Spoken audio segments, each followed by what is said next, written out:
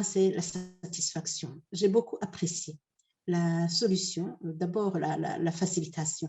J'ai apprécié l'autorité, c'est-à-dire le Comité national du dialogue social, qui a aidé le gouvernement et les syndicats à s'asseoir ensemble d'abord, mais aussi à arriver à une décision sereine, une décision sage, c'est-à-dire celle du gouvernement de suspendre, de surseoir à la mesure d'évaluation des enseignants en vue d'un renforcement des capacités, mais avec d'autres réformes qui devaient s'en suivre, que les enseignants ne comprenaient rien, ils ne comprenaient pas et que les syndicats des enseignants avaient contesté. J'apprécie également l'attitude des syndicats membres de la Confédération des syndicats des enseignants qui ont compris qu'au cas où le gouvernement sursoit à sa mesure, il est sage de surseoir aussi au préavis de grève, parce que la grève était légale et ça va de soi que quand une voie de solution est déclenchée, la grève soit suspendue. Ça, c'est sage et c'est la voie normale du dialogue. J'ai beaucoup apprécié, j'insiste beaucoup sur le comportement du Comité national du dialogue social. Ce Comité national de dialogue social a été instauré en période où les conflits étaient devenus des conflits en mode de vie des travailleurs, faute de dialogue, faute de terrain d'entente entre le gouvernement et les syndicats. Je suis convaincue que le Comité national de dialogue social est capable. Il est capable parce qu'il se fonde sur des textes clairs. Il y a la Charte nationale de dialogue social qui a été mise en place de manière consensuelle après une longue période de débat, de discussion et de consensus par le gouvernement, les employeurs et les travailleurs ensemble, main à main.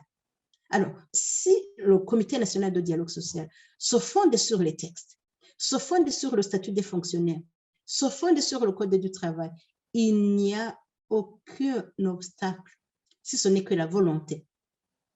Mais aussi, l'honneur, si ce comité veut être appelé effectivement un médiateur de la République en matière de conflit de travail, si le facilitateur, le président du comité veut maintenir cette qualité d'indépendance, de dignité et de recherche de consensus, je suis sûre qu'ils vont réussir. Parce que la composition même du Comité national de dialogue social, c'est une composition tripartite.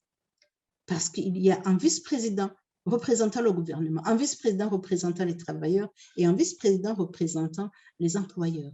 Pour que chaque partie puisse rentrer satisfaite, d'abord, il faut se tenir aux principes. Le comité connaît les principes. Le gouvernement ne peut mener aucune réforme sans qu'il engage un dialogue, sans mettre les représentants des enseignants avec les représentants du gouvernement autour d'une même table et de faire une analyse lucide de la situation, le problème ne peut pas du tout être résolu.